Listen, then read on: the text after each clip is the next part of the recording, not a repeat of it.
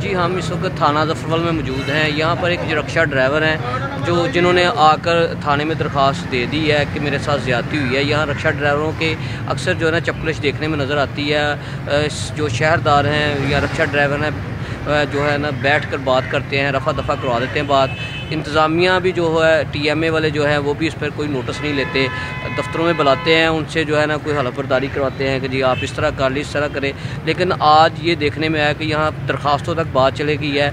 यहाँ पर एक जो है रिक्शा ड्राइवर वो किंगरी साइड के हैं, तहसील पसरूर के हैं। वो सवारियाँ जो बिठा के 2 लेके जा रहे थे, उसके साथ एक खतून थी, उसको बिल्कुल अपना गिरजाघर के सामने से बिठाया है।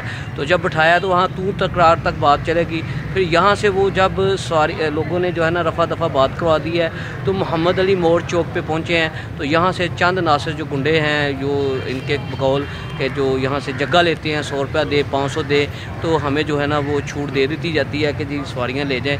इनसे पूछते हैं कि आप वो मोहम्मद अली चौक में इनके साथ क्या वाक़या पेश है और क्या हुआ है इनके साथ, और उनके साथ खतून भी वो भी बताएँगी सारा वाक़या। जी बोलें। जी वही जा रहे हैं जी, रफ़ा दफ़ा गल हो गई है, जा रहे हैं अगे कि साढ़े गड्डियाँ ला लिया ने, उत्थे जाके फिर रोक लेना कि सवारियाँ तार दो वरना असीं तुहाडे नाल बहुत बुरे पेश आवांगे। फिर उन्होंने फोन शून तो गल की, पिछे बाजी ने बड़े तरले मारे, भाई जान दे तेरी मेहरबानी, छोटे छोटे बच्चे ने साढ़े तो जाकर रुकते स्कूल टाइम के बच्चे रोटी का कुछ करना, लेकिन वो मनता नहीं सी पिया। कहते मैं जो कुछ मेरे को मैं करांगा, मैं जान नहीं देना, ये करांगा वो धमकियाँ लाता। 100 रुपये का मामला क्या है? 100 रुपया मंगता जी, 100 रुपया दे दो तो जिस असीं बिल्कुल फारग है, छूट के जा सकते जी, जिन्नी मर्जी लै जाओ। अगर 100 नहीं देना तो फिर तुसीं 1-2 भी नहीं बिठा सकते। जी बिल्कुल, जैसा कि आपने बात सुनी है कि वो उनका कहना ये है कि हमें संगीन ताज की धमकियाँ दी, जो रिक्शा ड्राइवर बता रहे हैं, और 100 रुपया दे देंगे तो हम जाने देंगे। और हमारे साथ इस वक्त जो है ना बाजी हैं, वो उनसे भी बात करते हैं कि बाजी क्या कहती हैं कि उन्होंने भी इस मामले में सारी जो है ना देखा है कि क्या क्या हुआ है।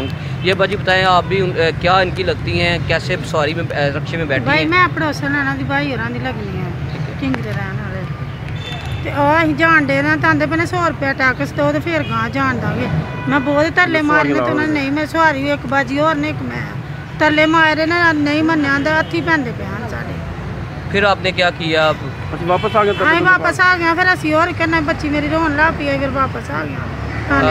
जी बिल्कुल, आपने सुना है कि खतून की भी बात सुनी है कि हमने बहुत तरले मिन्नतें की हैं, तरले मिन्नतें की हैं, लेकिन जो है ना उन्होंने हमारी नहीं सुनी। मजबूरन हम डर के जो है ना थाने में आ गए हैं और यहाँ पर दरख्वास्त दे दी है।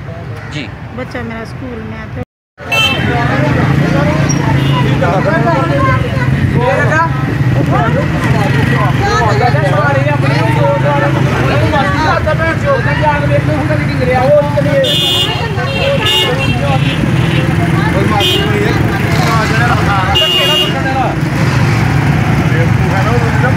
की कहना सी आप बताओ सवारियाँ असीं अड्डा नहीं दिंदे, मैं पर्ची दी कादी पर्ची हाँ पर्ची दो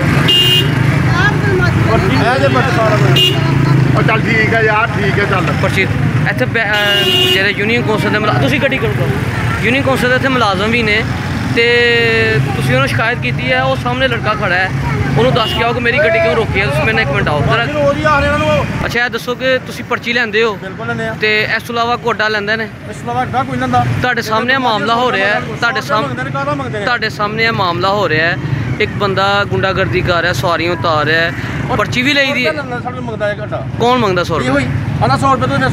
जरा लड़का तुहाडे नाल बोल रहा है क्यों जी? क्या तुहाडे सामने सारा मामला हो रहा है? तुसीं इंतजामिया दे किंगरे वाले दी गड्डियां ते ज़फरवाल वाले दी गड्डियां ना, इन्हां दा मुआहदा होए दा है कि पिछों तुसीं 2 बिठा के खड़ सकदे हो, अगों नहीं तुसीं करेंगे।